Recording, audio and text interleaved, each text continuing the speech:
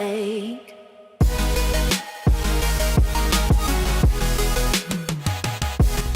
Welcome back, guys, to another MLB The Show 18 franchise mode episode. We are finally back. So before we get started, I'll just kind of explain real quick why there hasn't really been any MLB content out on the channel in quite some time, a couple weeks, maybe a month. I'm not really sure. The reason why is because my schedule has just really gotten so busy that I've only been able to focus on one thing, and that is the Department of Law Enforcement. So now I got a little bit more time. I'm going to start recording. Also, just kind of have not been interested in recording the series as of late, just because, you know, with how the team's been doing and how the Sox are doing in real life, it's just been a little bit just not really. I don't have the heart to do it right then, but now I'm back. Now I'm feeling motivated. I'm excited to get back into it, and we might make a trade. I remember Tim Anderson, you know, was doing really bad. Joseph Yitzlitzcom was doing pretty good though, but our team is really underperforming. Matt Davidson, only 2 home runs. So there's some areas to make some improvements, especially on the pitching side of it. You can see our starting rotation not doing all that great. Bullpen wasn't doing all that great either. So we might go ahead and make some moves, come back with a bang. One thing that I wanted to do was try to get Mike Trout. It's nearly impossible, so unfortunately we will not be able to get Mike Trout, but we will try to make a big move.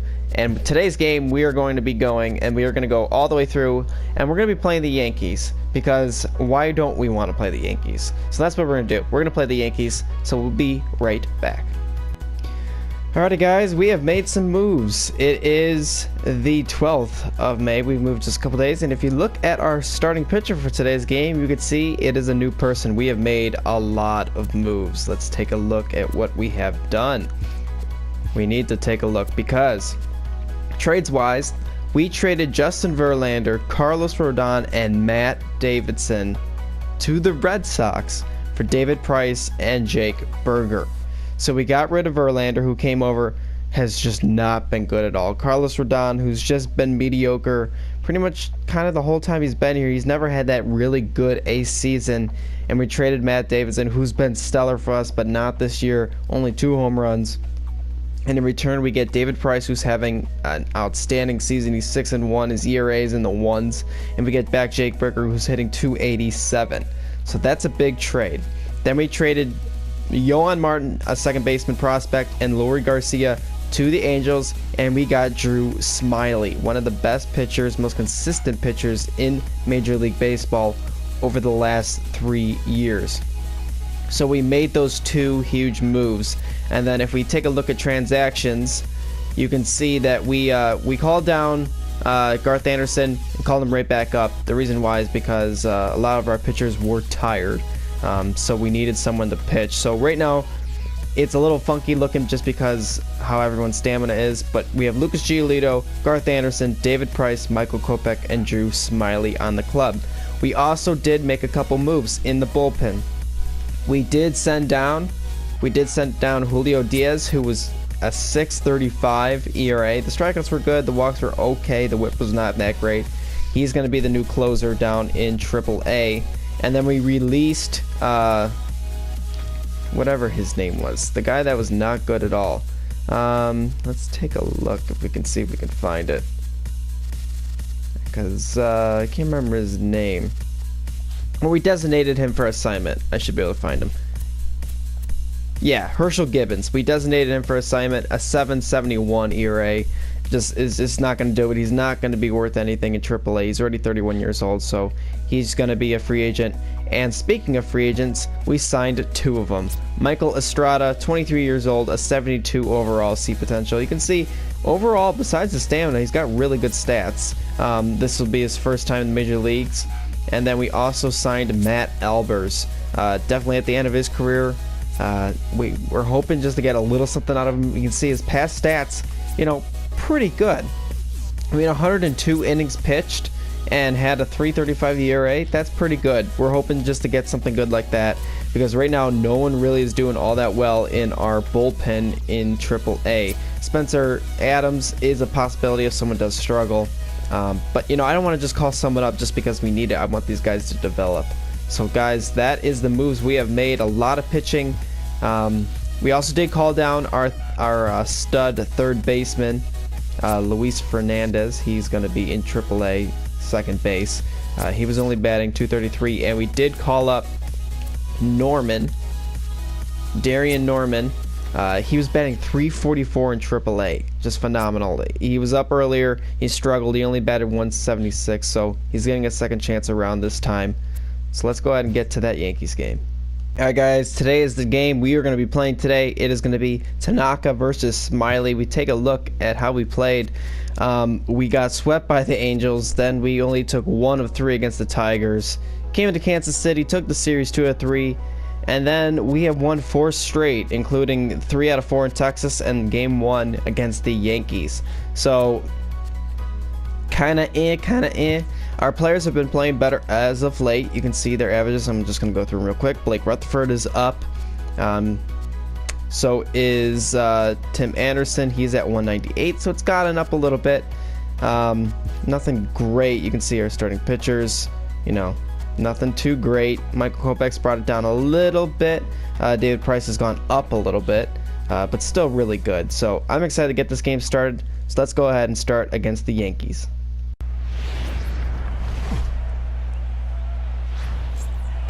Welcome back, guys. For the first time in a long time to Guaranteed Rate Field, it is the New York Yankees versus the Chicago White Sox. Yankees coming in at 29-28. White Sox coming in at 26-33. So excited to get this game started today against some of the biggest guys in Major League Baseball, as you guys get to see Drew Smiley's White Sox debut on the channel. His 12 start, he's 3-3, a 2.90 ERA. I mean, this guy is just wicked. He doesn't have the best stuff, but year after year, year in, year out, he's just been one of the most dependable pitchers in Major League Baseball. And now he's on the south side of Chicago trying to get the White Sox back into their winning ways, as that is going to be strike 1.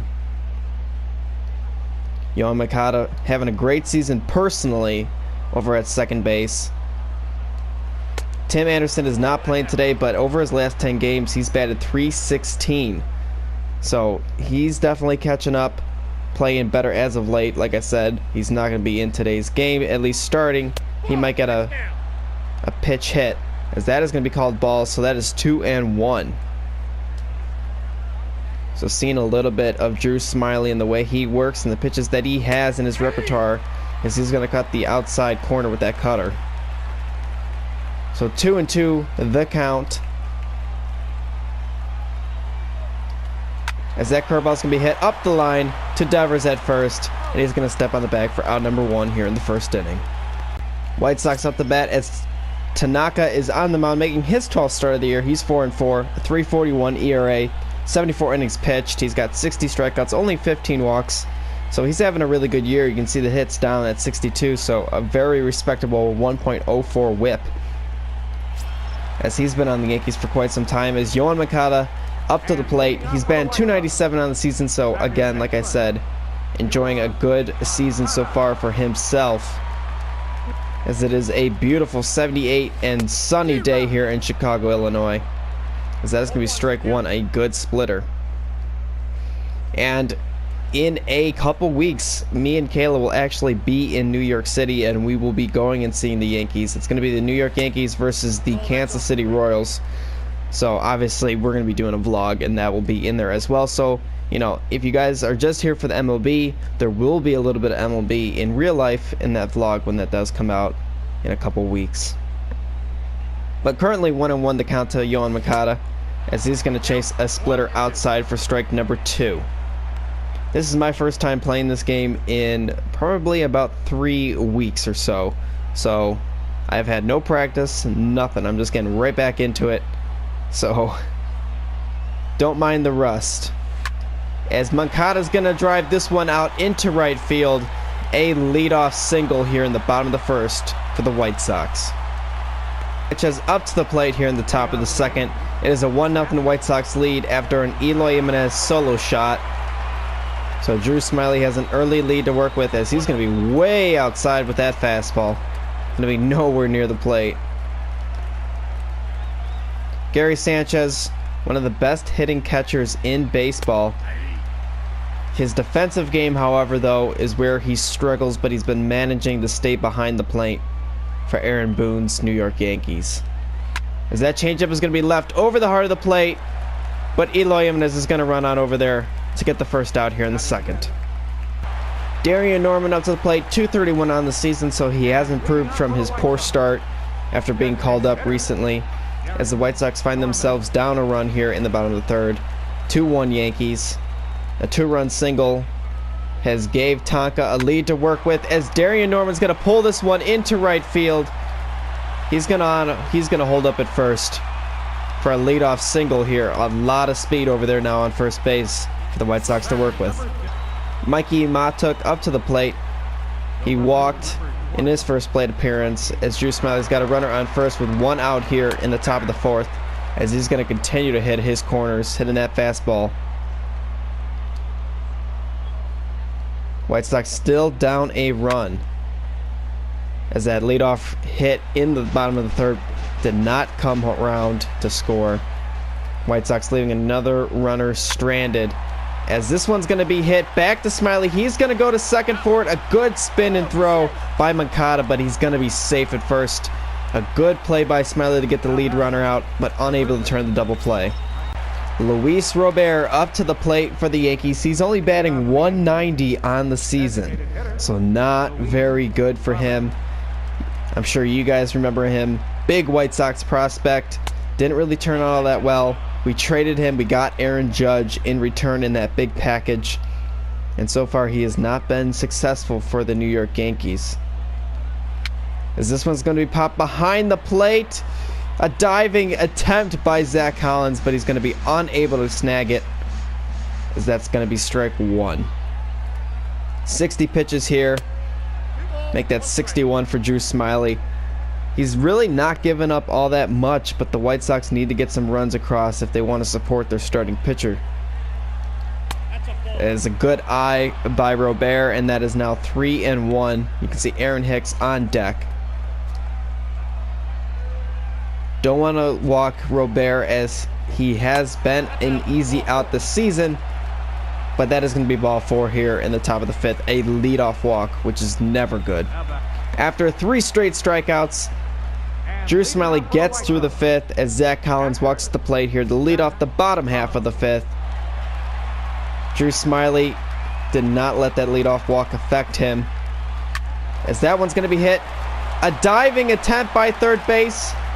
He's going to knock it down, but he's not going to have a attempt at first, and they're going to give it a base hit. Definitely a tough try by the third baseman, as this is going to bring Darian Norman to the plate. He's 1 for 1. So again, for the third time, White Sox had the leadoff runner, or the leadoff batter on first with nobody out, as that's going to be way inside on Norman. White Sox really struggling to have some consistency this year, and that's what they need in their game. That's what's missing that we haven't seen in previous years. That's going to get behind the plate. Collins is going to go for second. He's going to be out. A close play. Got behind Gary Sanchez.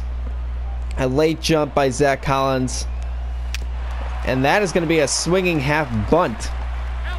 But that is going to be strike number 2. White Sox decided not to review that play. It was close. As a check swing, they're going to appeal down the third, and he did not go. The third base umpire is going to rule. So that's 2-2. You can see that splitter has been really good for Tanaka all day, as that one's going to be outside. A good eye by Norman. With Moncada on deck, the White Sox all-star second baseman. You can see they were trying to bunt over Collins, especially with the speed that Norman has, as he's going to take a charge into this one. Right shape but wrong size, as that is going to be foul ball. Still, the count's going to be 3-2. As he's going to take that sinker, followed off to the left side. Definitely battling Tanaka here in the fifth.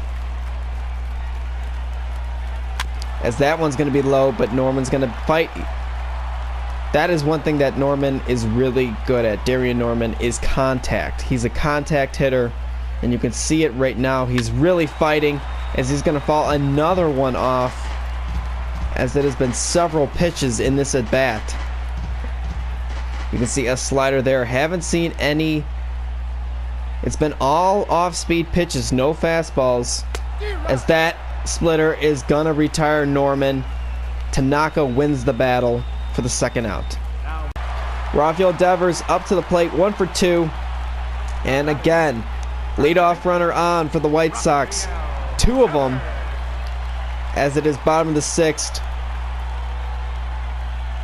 As it is Judge and Jimenez on base. And that ball's going to get down. The runner's not really sure what they're doing, and they're going to get the lead runner at third. Wow, a lot of confusion in that play. First, Stanton doesn't make the catch. A lot of confusion there, but they get the lead runner. So now Jake Berger has an opportunity to get some runs in, as he's going to fall this one off to the right side. I'm sure you guys were just as confused as I was as to what was happening. Unfortunately, the White Sox unable to load the bases, but still have a big opportunity, as this one's going to be a tailored double play, and it's going to be White Sox get the first 2 on, unable to get any runs in, as the Yankees defense goes to work, finishing a double play here to finish out the 6th. Larry Frank in, and he's going against Tyler Austin. If you guys are not really familiar with baseball, Tyler Austin hit his first career home run the at-bat before Aaron Judge hit his first career home run. So these two are definitely going to be linked forever, as he is still a member of the Yankees. He's going to fly this one out to right center. Aaron Judge right underneath it to get it for the first out here in the 7th. Joseph Litzicum up to the plate. He's 1 for 2, batting .339 on the season, as it is still 2-1 Yankees. Still Tanaka out on the mound with 1 out here in the 7th inning, as he's going to take this one pretty well but foul. You can see a lot of fans in the seats, as it is a weekend game, and also the world famous New York Yankees are in town, so of course there's going to be seats filled up here at Guaranteed Rate Field, formerly known as US Cellular Field, formerly known as Comiskey Park. Quickly 0-2 the count, as he's going to hold right there on a slider out of the zone. You would imagine that this would be it for Tonka, especially if Litzicum gets on board here, as this is the 94th pitch, and it is going to be another K for Tonka, retiring Litzicum on strikes. Stanton up to bat, 1 for 3, as the White Sox have taken the lead on a Darian Norman 2-run home run, and now brings in Jake McGee for the 8th inning, as the White Sox lead 3-2, as this one's going to be skied high into left center, as Norman's going to get underneath it, or Blake Rutherford's going to get underneath it for the first out in the 8th. A defensive change at the plate. Sandy Leon is coming in for Gary Sanchez, as Aaron Judge is up to the plate, .284 on the season, facing his former team, as the White Sox maintain a 3-2 lead. A runner thrown out at home to finish the top of the 8th, as that is going to be a sinker low. Aaron Judge swinging for the fences on that pitch, trying to give the White Sox a little bit of extra room here, as that changeup is going to be outside for ball number 1. A beautiful day in Chicago, a beautiful day for baseball. The temperature is perfect, as Judge is going to swing through that slider as well. You can see they're definitely staying low with the pitches, as he's going to fall that sinker off again low.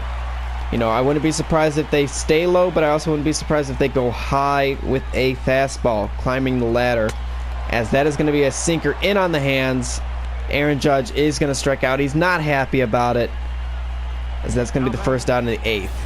Aaron Hicks up to bat. He's 0 for 2, and the White Sox trying to make him 0 for 3, as it is 2 outs. Top of the 9th inning.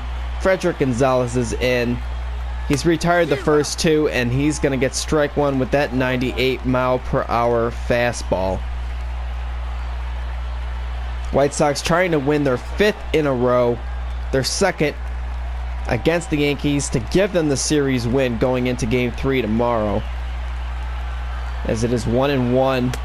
A good curveball gets Aaron Hicks swinging out in front of it.